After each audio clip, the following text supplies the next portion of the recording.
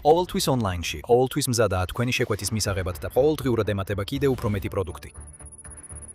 ვინც კი Amazon Prime-ის წევრია, შეიძლება ეგონოს, რომ ახლა რეკლამა მოისმინა. პოულობ, იხდი, იღებ. ეს ყველაფერი ერთ დღეში და შეგიძლია ეს დღეში 24 საათი, კვირაში 7 დღე. გააკეთო. უკრაინამ უბრალოდ შეხედა ამ ბიზნეს მოდელს და გადაწყვიტა, რომ იგივე გამოიყენოს უკრაინის ომში. სწრაფი არ არის მიწოდება, მეტი რუსული დანაკარგი. ომი, რომელიც ახლა იმდენად სწრაფად მიმდინარეობს, რომ რუსეთს არ აქვს შანსი დაეციოს. უკრაინამ რუსებზე ნადირობა 24 საათი, კვირაში 7 დღე. Amazon Prime-ის ოპერაცია დაქცია. და აი როგორ. აგვისტოს 17-ში უკრაინის თავდაცვის სამინისტრომ გაავრცელა განცხადება, სადაც დეტალურად აღწერა თუ როგორ შეცვალა .chain Defense Marketplace-მა დანაყოფებისთვის დრონებზე წდომის პროცესი და რაც მთავარია, რამდენად სწრაფად აღწევენ ეს დრონები ფრონტზე. თავდაცვის სამინისტროს განცხადებით, ახლა ეს პროცესი კვირებს და არა თვეებს მოითხოვს. სამინისტრო განმარტავს, როგორ დაიხვეწა და გამარტივდა ბაზარი, რომელიც მხოლოდ 1 წელია არსებობს, რათა ჯარისკაცებმა რაც შეიძლება სწრაფად მიიღონ საჭირო აღჭურვილობა. ზოგ შემთხვევაში კვირებიც კი გადაჭარბებულია. ხშირად დანაყოფების მიერ რაკეთებული შეკვეთები ერთ დღეში სრულდება, ზუსტად ისე როგორც ამას Amazon Prime-ის წევრობისას ნახავდით. თავდაცვის სამინისტროს განცხადებით, შეკვეთის გაკეთებიდან ერთ დღეში შესაძლებელია ფრონტის ხაზზე გადაიგზავნოს გადამჯერი დრონები, FPV დრონები, ელექტრონული ომის აღჭურვილობა, დარტყმითი დრონები, სადაზვერო დრონები და სახმელეთო რობოტები. საწინააღმდეგოდ საბრძოლო მასალის მიწოდებას ცოტა მეტი დრო სჭირდება. ყველაზე სწრაფ შემთხვევაში მხოლოდ 6 დღეს, ხოლო უფრო რთული დრონების ან მცირე რაოდენობით წარმოებული დრონების შეკვეთებს რამდენიმე კვირა შეიძლება დასჭირდეს. აქ ჩვენ ხედავთ განლაგების სისწრაფეს ინდუსტრიულ მასშტაბზე და რაოდენობები უბრალოდ წარმოუდგენელია.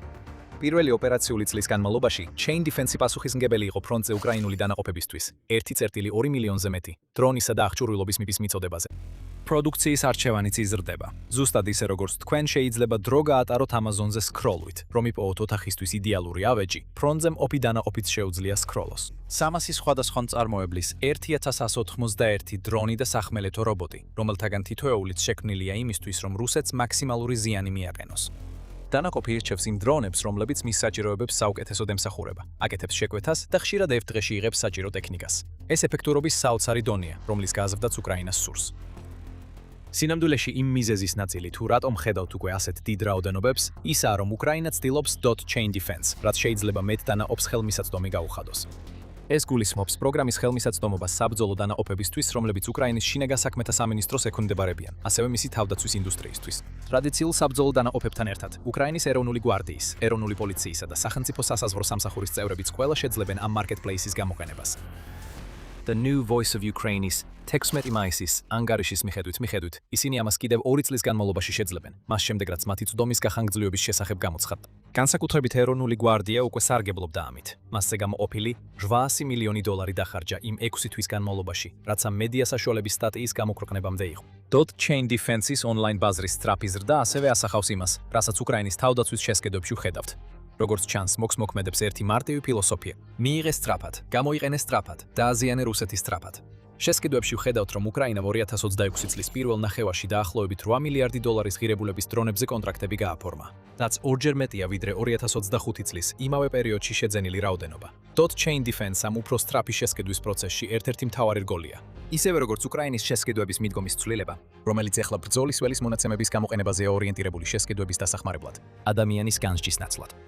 სუბიექტურობა და მოსაზრებები გამორიცხულია. მათ ადგილს მშრალი ზუსტი რიცხვები იკავებს, რომლებიც ზუსტად აჩვენებს რა არის საჭირო და სად. ჩვენ ვივარაუდებთ, რომ უკრაინის Amazon-ის მსგავსი შესყიდვების სტრუქტურის ეს ასპექტი არის მემკვიდრეობის ნაწილი, რომელსაც ყოფილი თავდაცვის მინისტრი მიხაილო ფედოროვი ტოვებს მას შემდეგ, რაც მისი ვადა ნაადრევად დასრულდა. სისტრაფეა ის, რაც უკრაინას სჭირდება და .chain Defense-ის გამორჩეული მაჩვენებლების ეს ამბავი მოდის მას შემდეგ, რაც პრეზიდენტმა ვოლოდიმირ ზელენსკიმ სისტრაფის საჭიროება სრულიად ნათლად დააფიქსირა. ივლისის შუა რიცხვებში უკრაინის ფრონტის ხაზის მდგომარეობის გადახედვის შემდეგ ზელენსკიმ განაცხადა, რომ უკრაინის გამარჯვების ერთ-ერთი მთავარი გასაღები იარაღის უფრო სწრაფი მიწოდებაა. ჩვენ არ უნდა დავკარგოთ არც ერთი დღე უკრაინის დამოუკიდებლობის, ჩვენი პოზიციებისა და ჩვენი ხალხის დასაცავად, განაცხადა ზელენსკიმ, კიდევ ერთხელ გაუსვა ხაზი ამ მესიჯს. სისტრაფე, სისტრაფე, სისტრაფე. შეკვეთიდან მოქმედებამდე. ეს არის ის, რაც უკრაინას სჭირდება და აშკარაა, რომ .chain Defense-მა და მისმა Amazon Prime-ის მსგავსმა მოდელმა უკრაინა 24 შვი რუსული სამიზნეების მონადირე მანქანად აქცია. მოგვიანებით გეტყვით, რამდენად ეფექტური იყო ეს ყველაფერი. ჯერ ალბათ გექნებათ კითხვა: რა არის .chain Defense? უკვე რამდენიმე მინიშნება მოგეცით, მაგრამ .chain defense ძირითადად ონლაინ ბაზარია, რომელსაც უკრაინის საბრძოლო დანაყოფები იყენებენ ფრონტზე საჭირო დრონების, რობოტისა დატებისა და ამუნიციის შესაკვეთად. ოფიციალური ვებგვერდი პლატფორმას აღწერს, როგორც საშუალებას დროულად და მიზანმიმართულად შეიძინონ დრონები და სხვა სამხედრო აღჭურვილობა. და მთელი ეს სისტემა აგებულია უკრაინის სამხედროების ოპერაციულ საჭიროებებზე. კიდევ ერთხელ, ეს რაღაც Amazonis მსგავსია. თქვენ იღებთ პერსონალიზებულ რეკომენდაციებს იმის მიხედვით, თუ როგორ ყიდულობთ. უკრაინის ჯარისკაცები კი იღებენ რეკომენდაციებს იმის მიხედვით, რას აჩვენებს ბრძოლის ველის მონაცემები. Amazon-თან შედარებები აქ ანთავდება. Chain Defense თავისი არსით ელექტრონული კომერციის პლატფორმაა. ეს უზრუნველყოფს იმ სისწრაფეს, რომელზეც ვსაუბრობდით. დანაყოფები არ იხდიან დრონებისთვის საკუთარი ჯიბიდან. უკრაინა უზრუნველყოფს დაფინანსებას და ეს დანაყოფები ბრძოლის ველის მონაცემებს იყენებენ იმის დასადგენად, რომელი პროდუქტი შეესაბამება მათ საჭიროებებს პლატფორმაზე. ეროვნული გვარდიის მაგალითი, რომელიც ადრე გაგიზიარეთ, იდეალური მაგალითია. $800 მილიონი, რომელიც მთავრობამ გამოკოდა დახარჯა იმ ადამიანებმა, ვინც ზუსტად იცის, სად არის საჭირო მისი დახარჯვა. ეს ფაქტობრივად დეცენტრალიზებული სარდლობის სტრუქტურის ერთ-ერთი კომპონენტია, სადაც უკრაინა ინდობა მონაცემებსა და დანაყოფებს ადგილზე, რომ მათ ზუსტად იციან, რა სჭირდებათ თავიანთი საქმის შესასრულებლად. და უკრაინის მასშტაბით დანაყოფები იყენებენ .chain defense. 471-მა მათგანმა უკვე მიიღო აღჭურვილობა პლატფორმის მეშვეობით და ეს რიცხვი იზრდება. პლატფორმაზე არის ისეთი ფუნქციებიც, რასაც Amazon-ზე ელოდებოდით. შესაძლებელია მიწოდების თვალყური სტევნება, ასევე შესაძლებელია უკუკავშირის დატოვება დრონებზე და სხვა აღჭურვილობაზე. ოპტიმიზაცია კვლავ წინა პლანზე გამოდის. როდესაც დრონი ეფექტურია, უკუკავშირი ამას აჩვენებს, მაგრამ თუ არა ეფექტური, უკრაინის დანაყოფები გაიგებენ, რომ არ ღირს ფინანსების ფუჭად დახარჯვა. ეს ინფორმაცია ასევე ეხმარება მწარმოებლებს. მათ შეუძლიათ ნახონ შეკვეთების რაოდენობა და უკუკავშირი, რაც მათ აძლევს მონაცემებს, სრომლითაც გააუმჯობესებენ არსებულ დრონებს, შექმნიან ახალ დიზაინებს და საბოლოოდ უკეთ დააკმაყოფილებენ ფრონტზე მყოფი ჯარისკაცების საჭიროებებს. ეს გენიალური სისტემაა და ასევე შერწყმულია კიდევ ერთ ბრწყინვალე უკრაინულ ინოვაციასთან, Brave One-ის marketplace-თან. Brave One-ი ცოტათი განსხვავებულად მუშაობს ვიდრე .chain defense-ი. Brave One-ის ფარგლებში უკრაინული დანაყოფები იღებენ ფაქტობრივად ჯილდოს ქულებს რუსების განადგურებისთვის. ლიკვიდირებული ჯარისკაცი აძლევს X რაოდენობის ქულას. საჰაერო თავდაცვის სისტემის განადგურება კი Y ქულას და ასე შემდეგ. ეს არის თამაშის პრინციპზე აგებული სტიმულირების სისტემა, სადაც მიღებული ქულები შეიძლება დაიხარჯოს ახალ დრონებში იმ დანაყოფებისთვის, ვინც ეს ქულები დააგროვა. ეს ქულები დანაყოფებს საშუალებას აძლევს ოფიციალური ბიუჯეტების ფარგლებს გასცნენ და პროგრამაში 400-ზე მეტი დანაყოფი მონაწილეობს. ივნისის ბოლოსთვის ამ დანაყოფებმა მხოლოდ ჯილდოს ქულებით შეუკვეთეს 500,000-ზე მეტი დრონი, სახმელეთო რობოტი და სხვა სისტემა. და როგორც იუცხება ევრომაიდან პრესი, შეკვეთების გაკეთება შესაძლებელია როგორც Chain Defense-ზე, ასევე Brave One-ზე. სავარაუდოდ ეს ნიშნავს, რომ ეს ორი მარკეტპლეისი ერთმანეთთან არის დაკავშირებული. თუ არა პირდაპირ, მაშინ შიდა სისტემაში, რაც უკრაინის დანაყოფებს აძლევს საშუალებას მაქსიმალურად გამოიტანონ როგორც დაფინანსება, ასევე ქულები, რათა მიიღონ საჭირო დრონები. როგორც თქვით, გენიალურია. ისე გენიალურია, რომ სხვებიც ამჩნევენ ამას. მარტის 20-ს ევრომაიდან პრესმა გაავრცელა ინფორმაცია, რომ ASHSH-მ დაიწყო უპილოტო საჰაერო სისტემების მარკეტპლეისი, ანუ UASM. ASHSH სამხედროებისთვის შექმნილი ეს პლატფორმა არმიასა და მის სხვადასხვა მოკავშირეებს, მათ შორის სხვა ქვეყნებსა და სამთავრო პარტნიორებს, უპილოტო ტექნოლოგიების შეძენას უმარტივებს. ყოველ პროდუქტს აქვს აღწერა, სადაც მითითებულია ტექნიკური მახასიათებლები და გამოხმაურებები, ხოლო შეკვეთების გაკეთება პირდაპირ პლატფორმაზეა შესაძლებელი. თუ ეს ყველაფერი თქვენთვის ნაცნობად ჟღერს, ასეც უნდა იყოს. ASHSH-მ ფაქტობრივად დააკოპირა .chain defense და Brave One-ის ბაზრები, რადგან აღიარა, რამდენად ეფექტურია ეს პლატფორმები, არა მხოლოდ შესყიდვების სიჩქარის გაზრდის თვალსაზრისით, არამედ იმხევაც თუ რომელი დრონები მუშაობს ეფექტურად. რატომ მუშაობს ისინი და როგორ გამოიყენება ისინი საუკეთესოდ. ჩვენ ფაქტობრივად ვნახეთ, როგორ დაიხურა წრე. Amazon-ი ამერიკული კომპანიაა და მან შექმნა თანამედროვე ელექტრონული კომერციის პლატფორმების საძირკველი. უკრაინამ დაინახა ეს საძირკველი, დააკოპირა იგი და ჩასვა საკუთარ მარკეტპლეისებში, რათა დაეხმაროს თავის ერთეულებს. და ახლა ყველაფერი ისე შემოტრიალდა, რომ ASHSH ირებს შთაგონებას უკრაინისგან. ეს ინოვაციების ციკლია, რომელიც ყველას უკეთეს ხდის. და უკრაინაში ეს ინოვაცია თითოეულ რუს ჯარისკაცს ძალიან აშინებს. რადგან დღის ბოლოს Chain Defense-ი არსებობს იმისთვის, რომ უკრაინის სამხედრო ძალა უფრო მომაკვდინებელ საბრძოლო მანქანად აქციოს. ეს არის ბოლო რამ, რაც რუსეთს უნდა, რადგან იცის, რომ ამ მარკეტპლეისებმა ყველაფერი შეცვალეს. მაგრამ სანამ უფრო ღრმად ჩაუღრმავდებით, შეგახსენებთ, რომ თქვენ უყურებთ სამხედრო შოუს. თუ ჯერ არხზე აგაქვთ გამოწერა, ეხლა იდეალური დროა დააჭიროთ ღილაკს, სანამ ვიდეოს დაუბრუნდებით. ეხლა ორი მიზეზია, რატო არის ასე მნიშვნელოვანი, რომ უკრაინამ შეძლო .chain defense-ის 24 საათი კვირაში 7 დღე მოქმედ Amazon-ის მსგავს პლატფორმად გადაქცევა. სიჩქარე ყველაფერია ომში და უკრაინაში დრონები გადამწყვეტია რუსეთის დასამარცხებლად. დავიწყებთ სიჩქარის ასპექტით, რადგან უკვე რამდენჯერმე შეეხეთ ამ თემას. არავისთვის საიდუმლო არ არის, რომ სიჩქარეს დიდი მნიშვნელობა აქვს, განსაკუთრებით თანამედროვე ომში. ოვე ომში. ცეცხლის ძალაც გადამწყვეტია, როგორც ყოველთვის იყო, მაგრამ განსაკუთრებით 21 საუკუნეში. ის სიჩქარე, რომლითაც ეს ცეცხლის ძალა მიდის ფრონტზე, ისეთივე მნიშვნელოვანია, როგორც თავად ცეცხლის ძალა. ყველაფერი ლოგისტიკაზეა დამოკიდებული და სწორედ ამას უზრუნველყოფს .chain defense და მსგავსი პლატფორმები. ისინი არიან კვანძები, რგოლები უზარმაზარ მომარაგების ჯაჭვში, რომელიც იარაღს უწყვეტად აწვდის ფრონტს. ცეცხლის ძალამ შეიძლება ბრძოლები მოიგოს, მაგრამ ომებს სანდო და სწრაფი ლოგისტიკა იგებს და ეს ცდება მხოლოდ დრონების ფრონტის საკვები, წყალი, საწვავი და აღჭურვილობა. ეს ყველაფერი მნიშვნელოვანია. არ აქვს მნიშვნელობა, რამდენად ძლიერი არმიის იარაღი, თუ ლოგისტიკა მოწესრიგებული არ ექნება, დანაკარგები ექნება როგორც ადამიანებში, ისე მორალში. მაგრამ საქმე მხოლოდ მიწოდების სიჩქარის გაზრდაში არ არის. სწრაფი ინოვაცია და ბიუროკრატიული ბარიერების შემცირება ასევე მნიშვნელოვანია და dot chain defense ორივე მიმართულებით იდეალურ მაგალითს იძლევა.